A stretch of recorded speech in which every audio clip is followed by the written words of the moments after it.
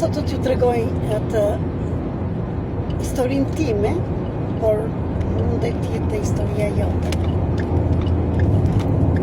Si që thash në videon e parë, dëgjojeni deri në fund, sepse diçka do kuptoni dhe nga jeta juaj. Për shumë vite nuk e lejonja gëzimin, lumturinë, gjithçka të binte në jetën time. Por gjithmonë dhe akoma mënyra pse u bëra terapiste ishte sepse donja të ndihmonja të tjerët dhe në thonjza të shpëtonja të tjerët. O njerëz, por shpëtimtar nuk mund të bëhemi të asnjë njeriu tjetër, por është ajo mendja që na gënjen, sepse të gjithë ne, pa përjashtim, dhe ti që më dëgjon këtë video, dhe shpërndaj këtë video në shokën në miq, në të gjithë njerëzit, jemi vetëm shpëtimtarët e vetes tonë, dhe vetëm e vetes tonë. Jemi terapistë të vetes tonë. Kur ti do shërosh veten tënde, do lirosh bllokimet, traumat, fajet, trishtimin, idhërimin, të gjitha nga ty, ti në të njëjtën kohë do kesh liruar 20 preza nga mbrapa dhe çfarë ke ti fëmijët tanë e çfarë do vinë nga fëmijët e fëmijëve. Sepse gjithçka trashëgohet. Ashtu si u trashëgua idhërimi, trishtimi, mallkimi, të gjitha programet, traumat nga paraardhësit. Dhe një nga traumat më të theksuara ishte ai i idhërimit, i trishtimit, bllokimi i gëzimit, edhe në familjen time. Siç u thash në video e parë, shikojeni që të bëjmë lidhje, u rrita nga dy prindër që nuk e lejonin gëzimin dhe lumturinë të ishte në jetën e tyre. Po pse? Jo thjesht.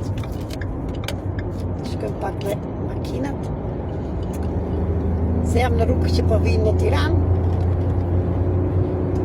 Dhe siç u thash, babai im kishte idhërimin e tij, u rrit jetim, që 10 vjeç. Mamaja ime ishte rritur në një familje që kishte idhërim, trishtim, se kishte humbur një motër mbas asaj 8 muajshe që ishte mbytur në lumë, ishte rënë gjyshës nga duart dhe gjyshja që atere nuk e lejon të vetën të kishte gëzim, lumturi, sepse zinte veten me vaj dhe gjithmonë ishte dhe ajo në shqetësim. Një fëmijë që rritet, mamaja ime që u rrit në këtë familje me këtë trishtim, sikush burri në ana tjetër, babai gjyshim, mendonte që se ishte pranë, mund të kishte bërë diçka për këtë. Ky dhërim i shoqërovi gjithmonë në jetën e tyre. Dhe kështu dhe mamaja ime u rrit në këtë mjedis. Duke u martuar, jo me njëri tjetër, por me njëri që kishte program dhe trauma të ngjashme. Me babain tim, që dhe babai im u rrit jetim dhe në familjen e tij, por dhe gjyshi im, do të thënë babai vdiq në moshë të re, duke lënë gjyshen time, nënën e babait tim, të ve në moshë të vogël dhe në Shqipëri ishte turp të martoheshe prapë gruaja. Do të thënë, shikoni sa programe janë vetëm nga këto histori. Gjyshi tim u elmua gabimisht, ishte i smur, në vend të pinte, kujtonte që pivi qumësht ose dhall, pivi një ilaç që ishte për morrat, për pulat. Dhe këtë sekret e kam zbuluar ndërmjet terapive të sistemit përfaqësik transformues 333. Kjo metodë që të ndihmon të gjesh dhe të lirosh traumat, sekretet e familjes të paraardhësve që të dalin në dritë dhe ti të çlirohesh. Prandaj, gjithmonë më shumë ju them, ejani ta përjetoni këtë metodë dhe të shikoni me sytë tuaja çfarë është kjo metodë dhe si do ikni të liruar dhe si do fillojnë të hapen dyert dhe dritaret për jetën tuaj. Të mos ju çoj prapa atje. Edhe unë u rrita në një familje me kaq shumë trishtim edhe shumë. Dhe ne të gjitha këto emocionet janë energji. Fëmija i ndjen që në barkun e nënës dhe transformojnë, dhe jo vetëm, thash 20 preza nga brapa, por dhe kur jeton në një familje që pavarësisht se luajnë rolin, si kur janë të gëzuar, ose mundohen, si që janë munduar dhe njerëzit tuaj, ajo energji ndihet. Dhe e merë kush? Fëmija që është më i ndjeshëm. Ai fëmija jo dele zezë, si ta quajmë, që ka ardhur të bëjë zhbllokimin e të gjitha këtyre programeve, emocioneve të paardhshme. Prandaj, në qoftë se je në këtë vend, dhe deri tani thuaj pse ka vuajtje, ky është sekreti që ti e vuan gjithçka. Sepse ke ardhur të bësh çlirimin e paraardhshme, sepse je një shpirt i madh që ke një mision dhe ke harruar.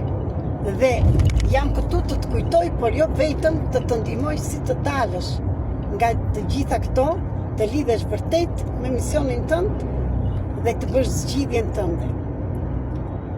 Dhe dua të them, dëgjoj deri në fund këtë video se të ta shikosh. Pse në? Kur isha e vogël dhe jemi rritur me varfëri, babi ishte më shumë i ikur se sa ishte në shtëpi. Mamaja me 3 fëmijë të mundoheshe, të qepte, të bënte punë të shtëpisë, të na rriste me fukarallekun atërshëm, të priste burrin që të vinte në shtëpi, sepse e kishte të nevojshme atë harmoninë, si çdo grua dhe çdo burrë, që të rriste fëmijët në lumturi. Dhe kjo është për çdo familje. Të gjithë fëmijët duam dhe nënën dhe babain, sa do të mirë dhe të këqin të jenë ata, ne i duam që të dy të rëjmë në harmoni. Por burrat ikin nga dhimbja, nga ngrindja, si që thonë, se ka shumë burra që bëjmë terapi bashk, nga gratë. Kurse gratë, dhe në qoftë se je grua dhe burrë dëgjoj mirë, ankesat janë trashëguar, të gjitha mjerimet janë trashëguar. Dhe burrat ikin nga këto grindje, kurse gratë në vend të thonë që mua më mungon dhe dua të kem pranë dhe ndaj grindem, filloj dhe grindem dhe nuk shprehin vërtet emocionet e tyre. Pse si shprehin? Sepse nuk na mësuan të shprehin. Dhe këto vindem babatem. Edhe për këtë kemi zgjidhje. Tash, është shkruar libri me 366 pralla që bëjmë lirimin e emocioneve tona dhe mësojmë si ne të shprehim emocionet tona. Sepse ky është çelësi tjetër i lumturisë. Dhe të mos ik prap nga tema, nuk ik, po kam shumë gjëra për të thënë. Mama ime gjithmonë e shqetësuar dhe priste babain.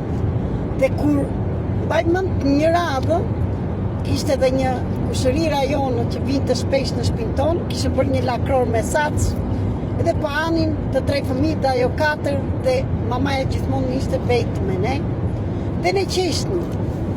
Na hypi një qeshu kot, ishim fëmijë, kam qenë 4-5 vjeçë. Dhe qeshnim kurse mamaja jonë nuk duronte dot atë gëzimin dhe thoshte thëriste pusho.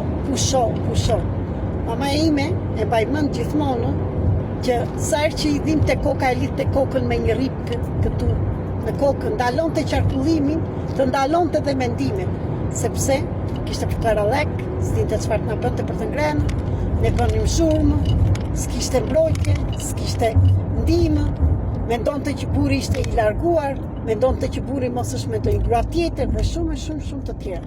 Gjithashtu mendonte mos vinte i pirë dhe bëshin zënjet, sepse ajo fillon të ankesën, ai nuk duronte dhe ai ikte nga ankesa dhe kështu bëshe sherri në mënyrë të përditshme me njëri tjetrin.